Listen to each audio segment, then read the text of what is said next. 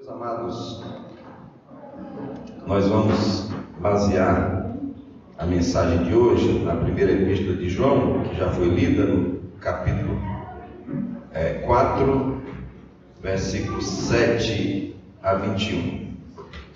Como já foi lida, mas os irmãos podem mantê-la aberta. Porém, eu gostaria de intitular essa mensagem de hoje com uma pergunta: qual o legado que nos identificará? Qual o legado que nos identificará? Como é que as pessoas vão olhar para nós no futuro? E os irmãos, eu vou fazer um teste aqui com os irmãos podem arriscar, se errar não tem problema. Por exemplo, se eu falar da teoria da relatividade, os irmãos vão lembrar de quem? Albert Einstein, muito bem. Se eu falar do avião, vão lembrar de quem? Alberto Santos Dumont. Os brasileiros, os americanos vão dizer que são dois irmãos, mas a gente fica com Santos Dumont mesmo, né? Se eu falar sobre, no ramo das artes, um personagem chamado Carlitos, nós vamos lembrar de quem? Charles Chaplin. Se eu falar sobre o prêmio Nobel, nós vamos lembrar de quem? De um cidadão chamado Alfredo Nobel. E se eu falar sobre o apóstolo dos gentios, nós vamos lembrar de quem? Apóstolo Paulo. E se eu falar sobre o apóstolo do amor, nós vamos lembrar de quem? De João. Muito bem. Tudo isso é para dizer que cada um de nós deixa sempre um legado. Nós temos perdido tanta gente nesses dias, e quando a gente fala de alguém, a gente vai sempre relacionar com o legado que essa pessoa deixou. Fulano de tal, a gente vai dizer, era uma pessoa, normalmente o povo nunca fala dos defeitos, né? Fala das qualidades, mas às vezes o camarada é tão complicado que alguém diz na sinceridade, né? Era um cara sem vergonha. De qualquer forma, eu gostaria que nós pensássemos nisso. Qual o legado que vai nos identificar? Qual o legado que eu e você vamos deixar? Quando nós partirmos para a eternidade, de que as pessoas vão se lembrar? É muito interessante, nós falamos a respeito do prêmio Nobel, né? E eu disse para vocês sobre esse cidadão Alfredo Nobel. Eu não sabia nem quem era esse tal de Alfredo Nobel, e eu fui descobrir que esse Alfredo Nobel, ele ficou mundialmente conhecido, ele e toda a sua família, porque eles trabalhavam com explosivos, e o explosivo mais poderoso que tem é a nitroglicerina. É líquido, e por ser líquido ele explode com uma facilidade muito grande.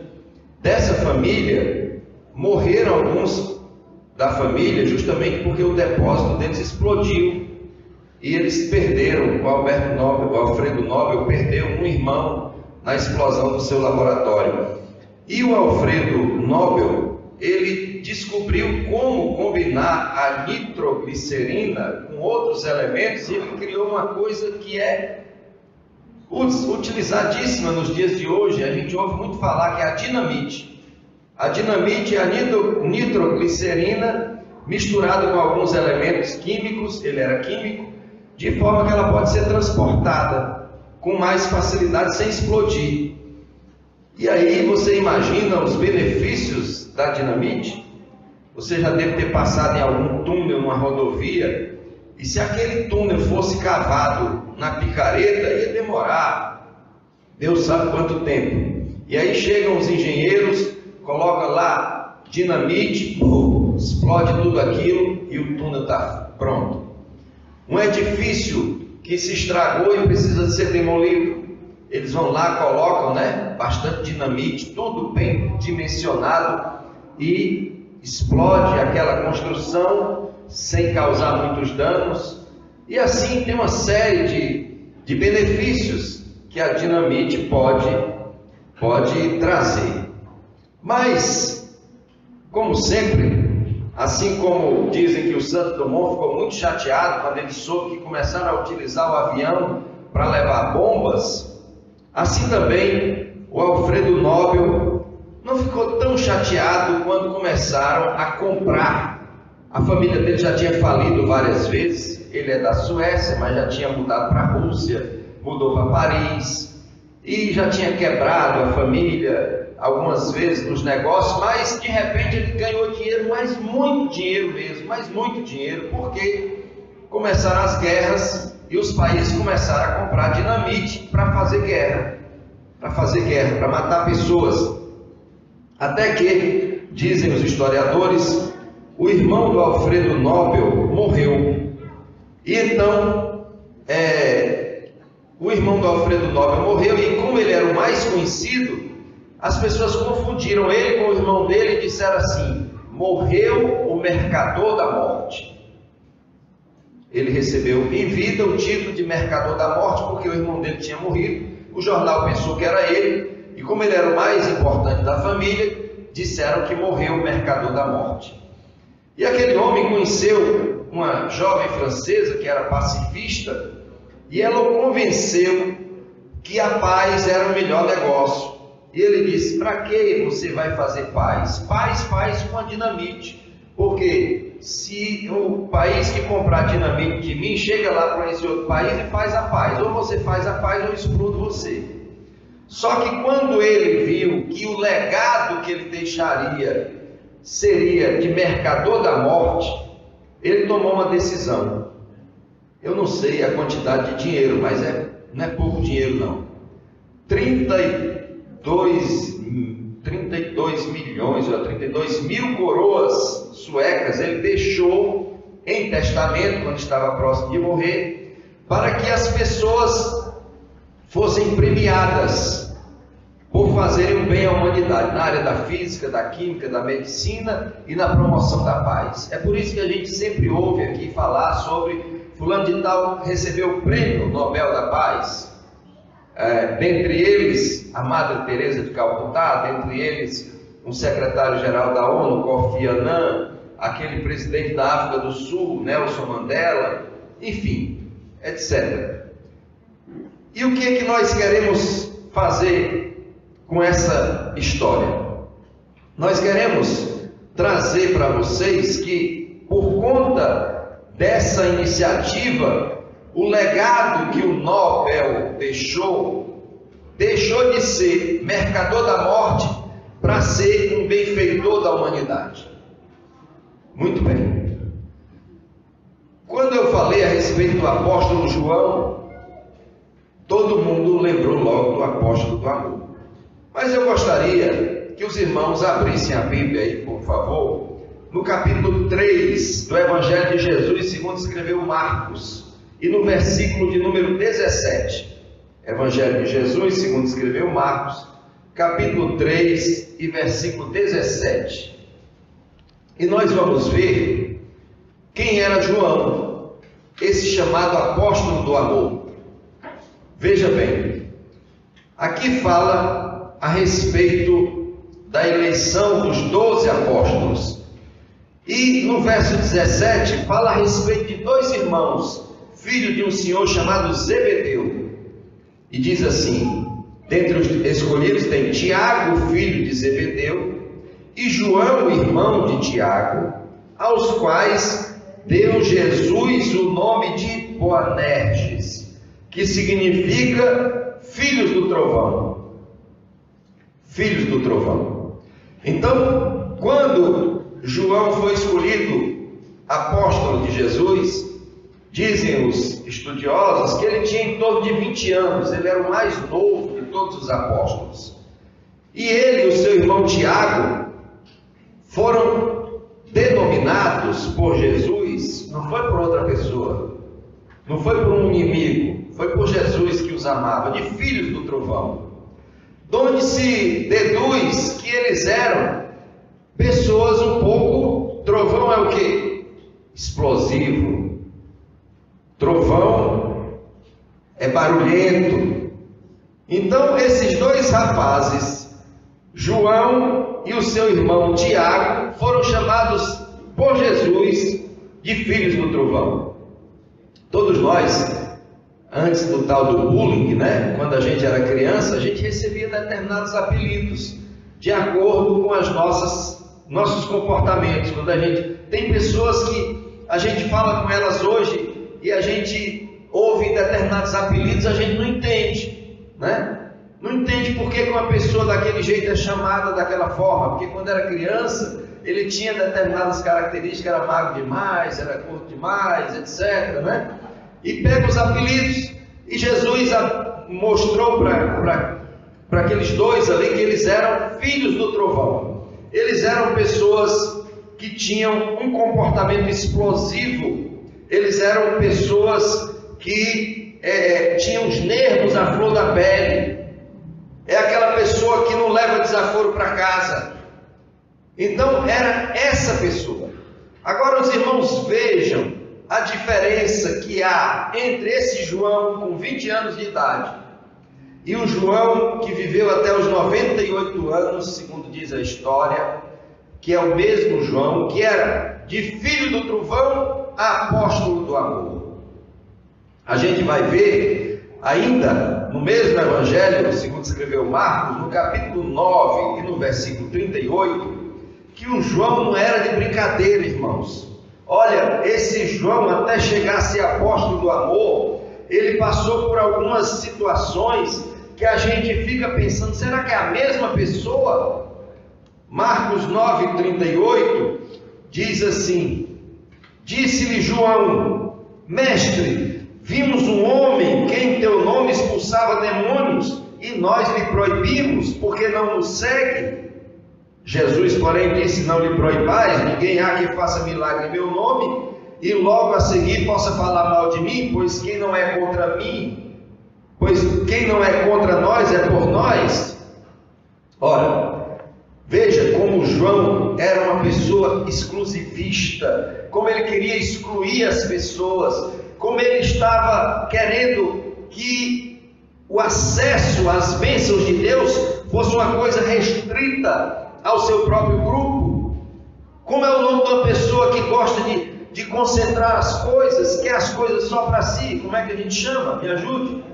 Egoísta. Esse é João. Esse é João. Mas o mais importante é que a convivência com Jesus fez que João deixasse outro legado. A gente costuma ver a história de Pedro. Pedro, infelizmente, ficou marcado como aquele camarada difícil, né? Mas João, a gente não se lembra dessas coisas. É como se houvesse uma borracha apagado o passado dele. Vamos ver também em Marcos capítulo 10, no mesmo evangelho de Jesus, segundo escreveu Marcos capítulo 10, nós vamos ver aí no versículo de número 25 a seguir.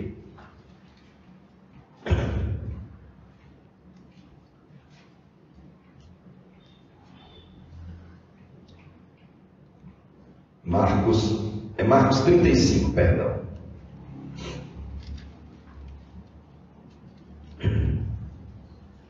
Marcos 35 diz assim: então se aproximaram dele Tiago e João, filhos de Zebedeu, dizendo: mestre, queremos que nos concedas o que vamos te pedir.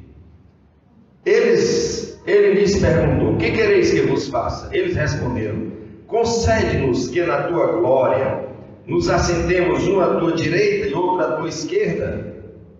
Jesus lhes disse: não sabeis o que pedis. Podeis vós beber o cálice que eu bebo, ou ser batizados com o batismo que eu sou batizado? E eles responderam: podemos. Jesus, porém, disse: em verdade vós bebereis o cálice que eu bebei, e sereis batizados com o batismo que eu sou batizado. Mas o assentar-se à minha direita ou à minha esquerda não me compete concedê-lo, é para aqueles a quem está reservado. Nós vamos ver aqui dois jovens. Como é que a gente chama essa pessoa que está sempre buscando vantagem para si, irmãos? Como é que chama? Interesseiro, né?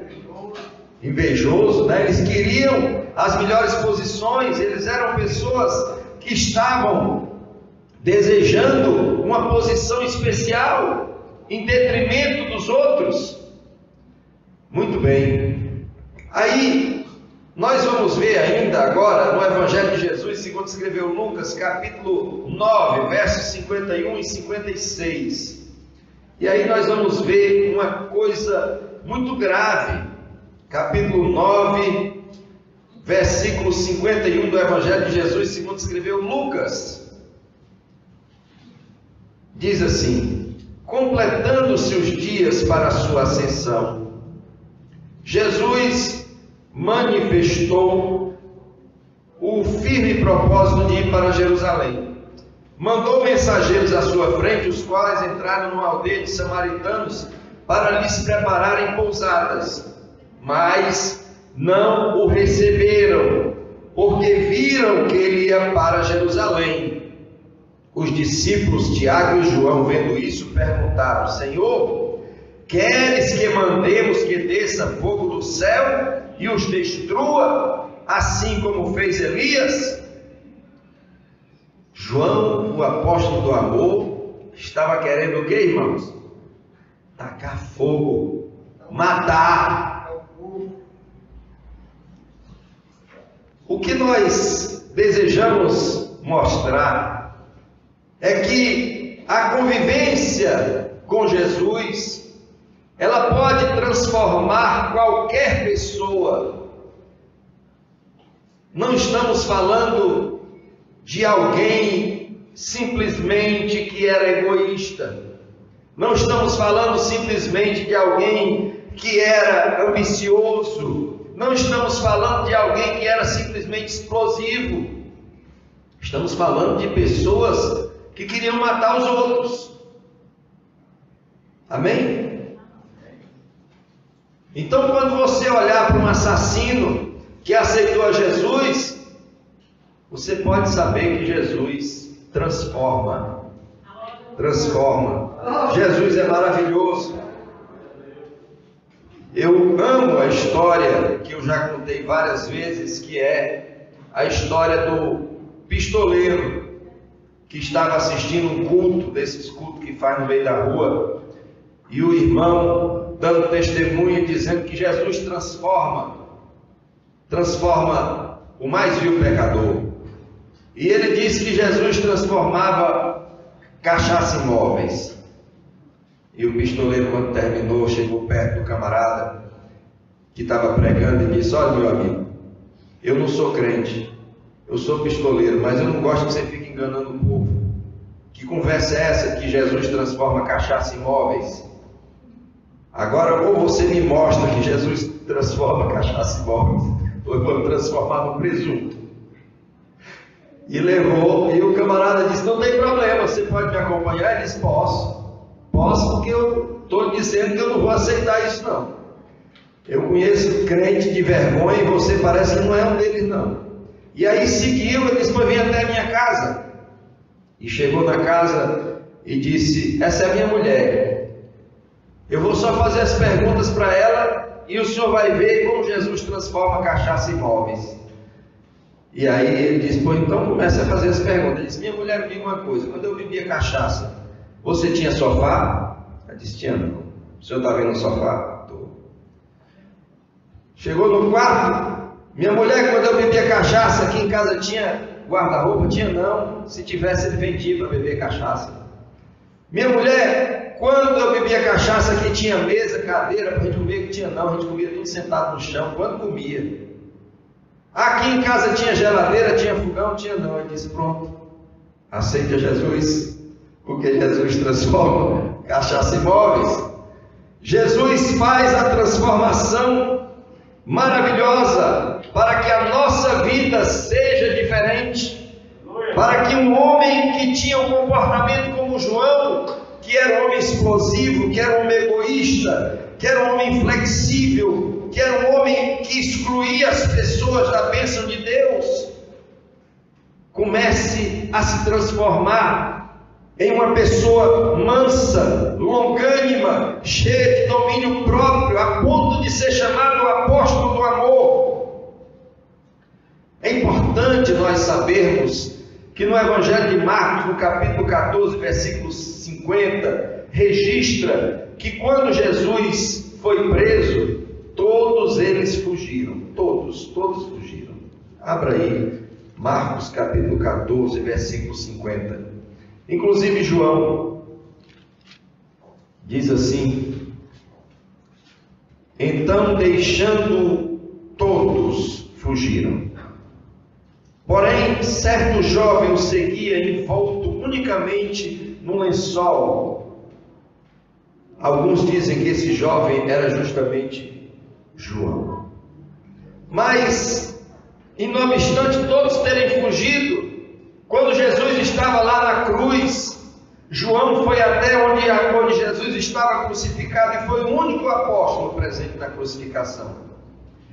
E lá no alto da cruz, Jesus entregou Maria, sua mãe, para ser cuidada por João. E a tradição diz que João cuidou de Maria até o dia da sua morte. E depois ele se mudou para Éfeso, hoje na Turquia, né? E ali ele era o responsável por aquelas igrejas. E a Bíblia diz que João lutou contra todos aqueles resquícios da sua vida anterior, de excluir as pessoas, de querer queimar os samaritanos, de querer ser melhor do que os outros, de ter abandonado Jesus quando foi preso. E João foi aquele que escreveu o 4º evangelho. A Bíblia tem 4 evangelhos de Jesus Cristo. Glória a Deus, hoje o tempo está me ajudando. Eu pensava que já tinha pregado 1 hora, agora que foi 20 minutos. João foi o 4º evangelho a ser escrito. Os 4 evangelhos, cada um deles tem características próprias. Os 3 primeiros, Mateus, evangelho de Jesus segundo escreveu Mateus, o segundo escreveu Marcos, o terceiro segundo escreveu Lucas, são chamados evangelhos sinóticos, que significa vistos com os mesmos olhos, porque descrevem praticamente as mesmas coisas. O evangelho que João escreveu é um evangelho diferenciado.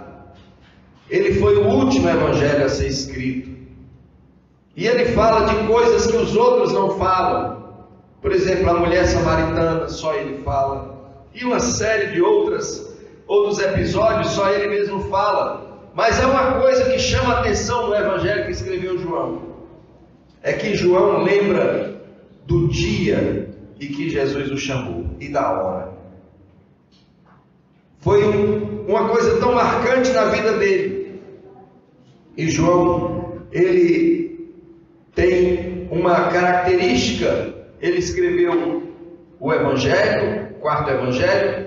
Ele escreveu 3 cartas, a primeira, a segunda e a terceira carta, e escreveu o Apocalipse. Havia a perseguição dos imperadores romanos ao cristianismo, e Domiciano resolveu exilar João na ilha de Patmos, uma ilha muito inóspita, onde ali ele sofreu muito.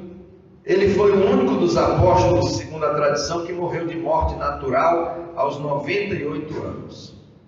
Mas sofreu muito.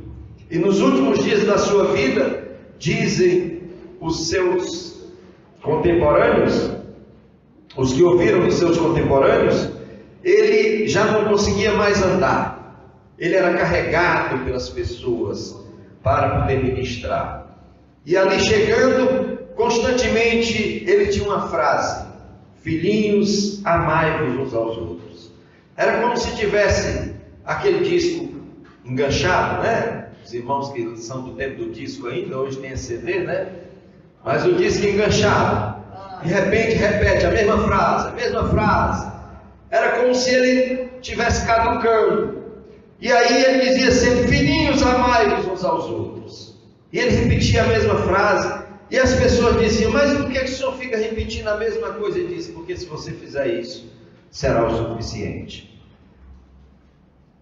Teve como seu discípulo mais famoso Policarpo, que por sua vez teve como discípulo Irineu, que foi quem registrou boa parte desses fatos. O que Jesus fez com João, Ele quer fazer comigo e quer fazer com você. Ele quer que nós tenhamos praticamente o nosso passado apagado. Porque, como eu disse, perguntando a vocês a respeito de João, o apóstolo do amor, todo mundo levanta, todo mundo diz, foi João. Porque a Bíblia diz que João teve uma transformação maravilhosa.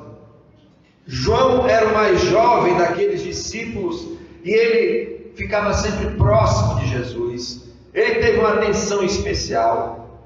Ele teve uma transformação a ponto de que, ao final da sua vida, ninguém se lembrava mais de João, o filho do trovão. Se lembrava de João, o apóstolo a quem Jesus amava. Se lembrava de João, aquele a quem Jesus amava.